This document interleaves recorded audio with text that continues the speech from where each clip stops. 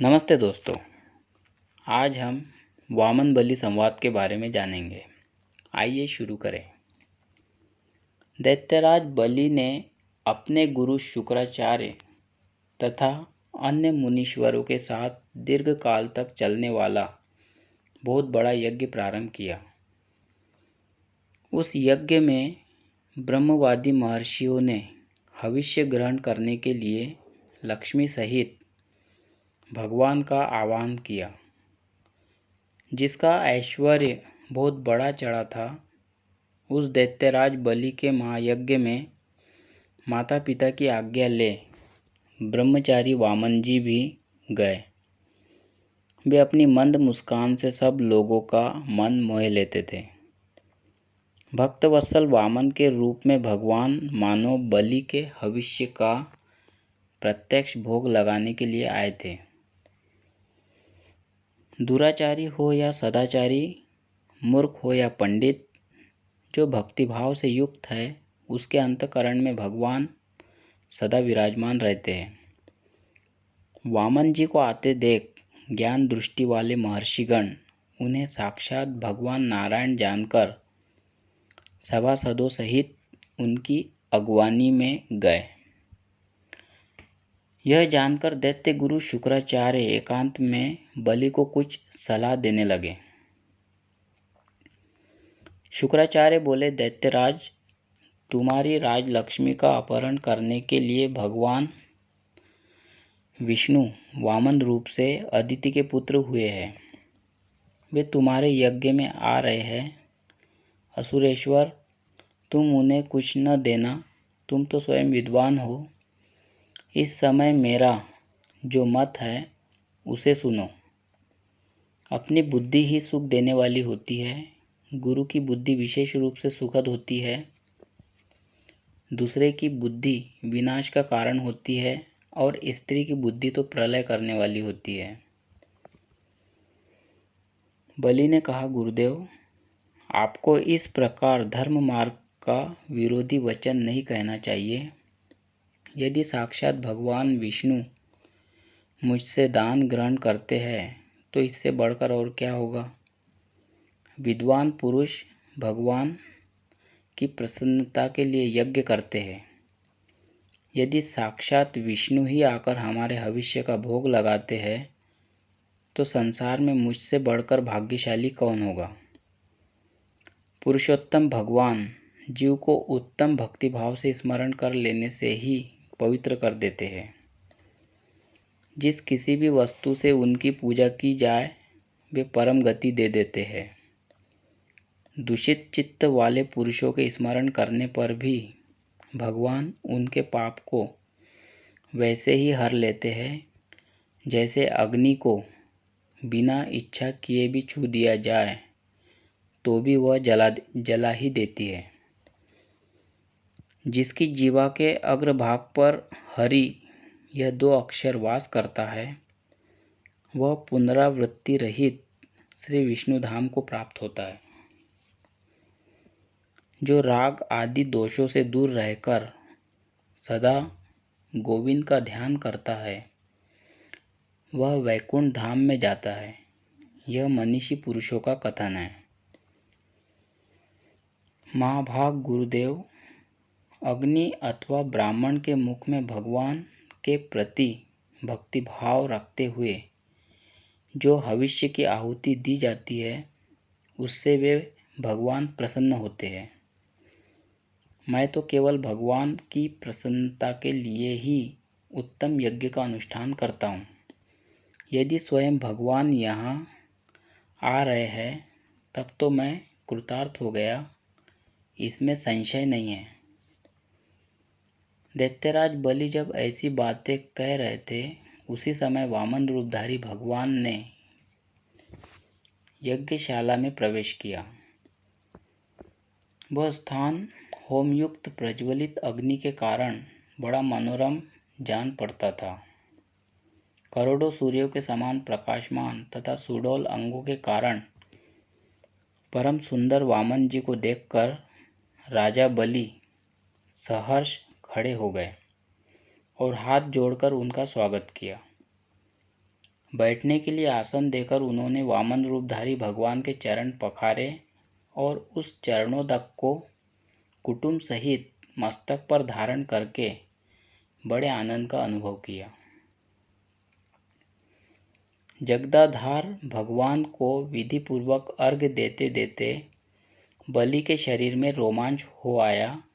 नेत्रों से आनंद के आंसू झरने लगे और वे इस प्रकार बोले। बलि ने कहा, आज मेरा जन्म सफल हुआ, आज मेरा यज्ञ सफल हुआ और मेरा यह जीवन भी सफल हो गया। मैं कृतार्थ हो गया, इसमें संदेह नहीं है।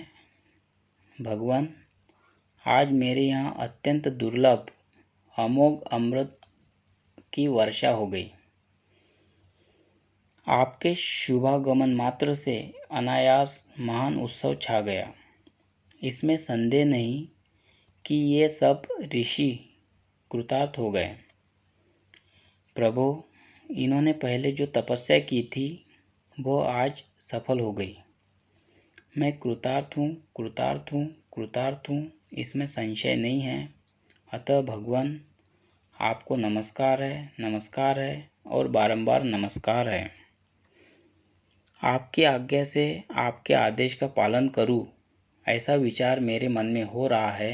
अतः प्रभु, आप पूर्ण उत्साह के साथ मुझे अपनी सेवा के लिए आज्ञा दें। यज्ञ में दीक्षित यजमान बलि के ऐसा कहने पर भगवान वामन हंसकर बोले, राजन, मुझे तपस्या के निमित्त रहने के लिए 3 पग भूमि दे दो। भूमि दान का महात्म्य महान है, वैसा दान न हुआ है न होगा। भूमि दान करने वाला मनुष्य निश्चय ही परम मोक्ष पाता है। जिसने अग्नि की स्थापना की हो, उस श्रोत्रिय ब्राह्मण के लिए थोड़ी सी भी भूमि दान करके मनुष्य पुनरावृत्ति रहित ब्रह्मलोक को प्राप्त कर लेता है। भूमिदाता सब कुछ देने वाला कहा गया है। भूमिदान करने वाला मोक्ष का भागी होता है। भूमिदान को अतिदान समझना चाहिए। वह सब पापों का नाश करने वाला है। कोई महापातक से युक्त अथवा समस्त पातकों से दूषित हो तो भी 10 हाथ भूमि का दान करके सब पापों से छूट जाता है। जो सत्पात्र को भूमिदान करता है वह संपूर्ण दानों का फल पाता है। तीनों लोकों में भूमिदान के समान दूसरा कोई दान नहीं है। दैत्यराज, जो जीविका रहित ब्राह्मण को भूमिदान करता है, उसके पुण्य फल का वर्णन मैं 100 वर्षों में भी नहीं कर सकता। जो ईख, गेहूं, धान और सुपारी के वृक्ष आदि से युक्त भूमि का दान करता है, वह निश्चय ही श्री विष्णु के समान है। जीविकाहीन, दरिद्र एवं कुटुंबी ब्राह्मण को थोड़ी सी भी भूमि देकर मनुष्य भगवान विष्णु का सायुज्य प्राप्त कर लेता है। भूमि दान बहुत बड़ा दान है, उसे अतिदान कहा गया है। वह संपूर्ण पापों का नाशक तथा मोक्ष रूप फल देने वाला है। इसलिए दैत्यराज, तुम सब धर्मों के अनुष्ठान में लगे रहकर मुझे 3 पग पृथ्वी दे दो। वहाँ रहकर मैं तपस्या करूँगा। भगवान के ऐसा कहने पर विरोचन कुमार बलि बहुत प्रसन्न हुए और उन्होंने ब्रह्मचारी वामन जी को भूमिदान करने के लिए जल से भरा कलश हाथ में लिया। सर्वव्यापी भगवान यह जान गए कि शुक्राचार्य इस कलश में घुसकर जल की धारा को रोक रहे हैं। अतः उन्होंने अपने हाथ में लिए हुए कुश के अग्रभाग को उस कलश के मुख में घुसेड़ दिया, जिसने शुक्राचार्य के एक नेत्र को नष्ट कर दिया।